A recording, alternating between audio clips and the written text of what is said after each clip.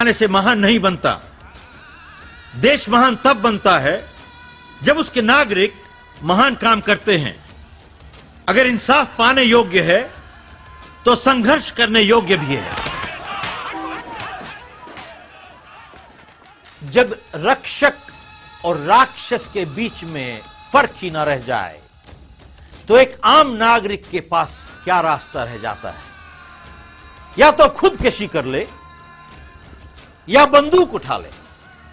खुदकशी करता है तो कायर कहलाता है, बंदूक उठाता है तो अपराधी बन जाता है।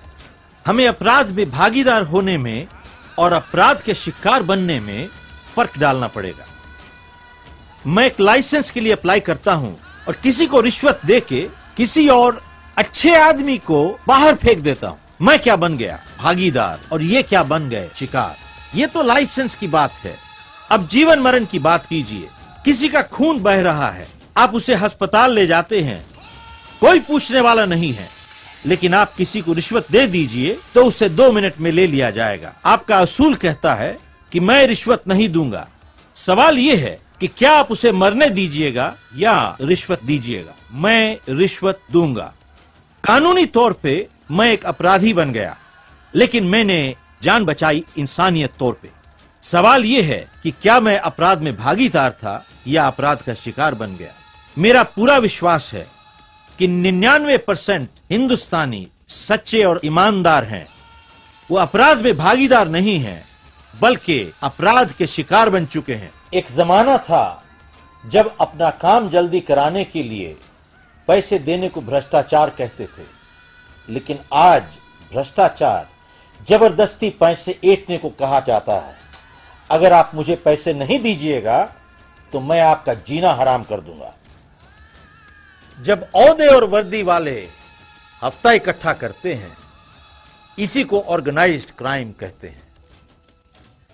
प्रजातंत्र में हर नागरिक का हक है कि वो बेइंसाफी के खिलाफ शांतिपूर्वक आवाज उठा सकें। अगर आप गांधी जी की जिंदगी देखें, उन्होंने हर अंग्रेजी कानून तोड़ा था। वो कहते थे, आप बनाइए, मैं तोड़ूंगा। जो इंसान कानून तोड़ता है वो अपराधी कहलाता है। तो इसका मतलब यह है, गांधी जी से बड़ा अपराधी कोई था ही नहीं। उन्होंने एक बात कही थी कि देश के कानून से ऊंचा इंसानियत का कानून होता है। गांधी जी ने मद्रास में कहा था, सहयोग देना हर नागरिक का तब तक एक फर्ज बनता है जब तक सरकार उनके सम्मान की रक्षा करती है, और असहयोग भी उतना ही फर्ज बनता है जब सरकार उनके सम्मान की हिफाजत के बजाय उसे लूटने लगती है। सवाल यह उठता है कि लोग सच्चाई की जंग में शामिल क्यों नहीं होना चाहते? क्योंकि यह असुविधाजनक है। जिस समाज में लोग सुविधाओं को असूलों से ज्यादा अहमियत देते हैं, वो समाज हमेशा गिरता चला जाता है और अपने विनाश का कारण खुद ही बन जाता है। लोग आज परेशान इसलिए नहीं हैं कि वो मोहताज हैं, परेशान इसलिए हैं कि वो आजादी की जंग खुद नहीं लड़ना चाहते, बल्कि अपने पड़ोसी को लड़वाना चाहते हैं। लोग कहते हैं, आज जरूरत है भगत सिंह की, हमारे घर में नहीं आए, लेकिन हमारे पड़ोसी के घर में आ जाए तो ही ठीक है। सैमुअल जॉनसन ने कहा था, शैतान देशभक्ति की आड़ लेते हैं। हर 1000 शैतानों के पीछे एक देशभक्त भी हुआ है। गांधी जी भी हुए हैं, नेताजी भी हुए हैं, सरदार पटेल भी हुए हैं और भगत सिंह भी हुए हैं। अवसरवादी कहते हैं, हमसे जो थोड़ा बहुत बन पाएगा हम करेंगे। ये सिर्फ जवानी जमा खर्च है, इरादा नहीं। इरादे और इच्छा में बहुत फर्क होता है। इच्छा का सौदा हो सकता है, इरादे का सौदा नहीं होता। और जब भी दबाव पड़ता है जिंदगी में, इच्छा कमजोर पड़ जाती है और इरादा और मजबूत हो जाता है। जिम्मेदार नागरिक कहते हैं, जो देश को चाहिए वो ही हम करेंगे। एक और नस्ल है बरसाती देशभक्तों की। मौका परस्त लोगों के लिए देशभक्ति एक फैशन है। कमजोर इंसान कभी सच्चाई का साथ नहीं दे सकता और कायर इंसान कभी उसूलों को निभा नहीं सकता। जनता की बुजदिली उनके देश के पतन का कारण खुद ही बन जाती है। अगर हर सिपाही यह कहे मेरा परिवार है, मेरी घरेलू जिम्मेदारियां हैं, मैं अकेला इंसान हूं, क्या कर सकता हूं, तो क्या हमें आजादी मिलती? क्या वो अनाथ होते हैं जो देश के लिए शहीद होते हैं? धर्म युद्ध में कभी समझौता नहीं होता। एक सिपाही ने कहा था कि जब आप घर जाएंगे तो अपने परिवार से कहिएगा कि आपके आने वाले कल के लिए हमने अपने आज को कुर्बान कर दिया। कैसी कमाल की बात है।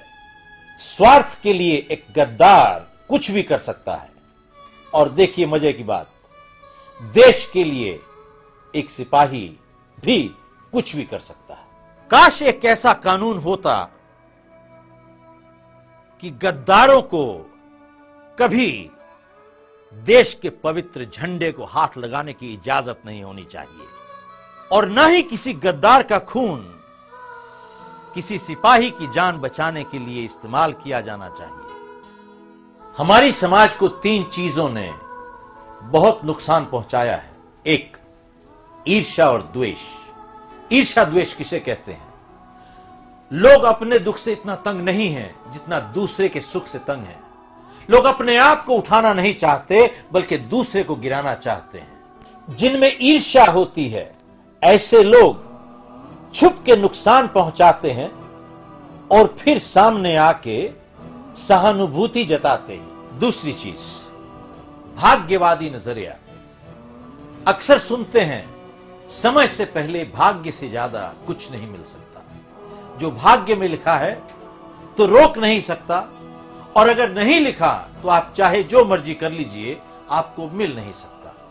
जब हम इस दुनिया में आते हैं मस्तिष्क पे सभी कुछ लिखा के लाते हैं। हम क्या हैं? हम तो सिर्फ एक कठपुतली हैं। जो लोग ऐसी बातें करते हैं अखबार में वैसे लोग इश्तिहार भी देते हैं। निराशा को आशा में बदल लीजिए।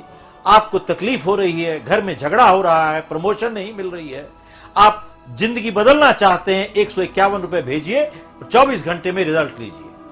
भाग्यवादी लोग जिंदगी में कुछ करके नहीं जाते बल्कि कुछ होने का इंतजार करते हैं। जिसने जिंदगी में कुछ करना है वो हर हाल में करके चला जाता है, और जिसने कुछ नहीं करना उसे आप सब कुछ दे दीजिए, वो फिर भी नहीं करेगा। तीसरा है अलगाववादी नजरिया। लोग कहते हैं कि जब तक मुझे तकलीफ नहीं हो रही मैं बीच में क्यों पड़ूं। अक्सर सुनते हैं प्रवचन, सांसारिक जीवन से ऊपर उठ जाओ, दुख में आपको तकलीफ नहीं होनी चाहिए, सुख में खुशी नहीं होनी चाहिए, आप सांसारिक जीवन से ऊपर उठे हुए हैं। आपके पड़ोसी पर अत्याचार और अन्याय हो रहा है और आप सांसारिक जीवन से ऊपर उठे हुए हैं। ये कैसी जिंदगी है? ये तीनों व्यवहार हीन भावना का नतीजा है। अक्सर सुनते हैं गुस्सा एक कमजोरी है। आप देखिए दुनिया में आज तक कहीं पर भी कोई बदलाव आया है तभी आया है जब किसी को गुस्सा चढ़ा है। जब अंग्रेजों ने गांधी जी को उठा के कंपार्टमेंट से बाहर फेंक दिया, गांधी जी को इतना बुरा लगा, उन्होंने कहा आपने मुझे इस कंपार्टमेंट से बाहर फेंका है, मैं आपको इस देश से उखाड़ के बाहर फेंक दूंगा। क्या किया उन्होंने? उस गुस्से को एक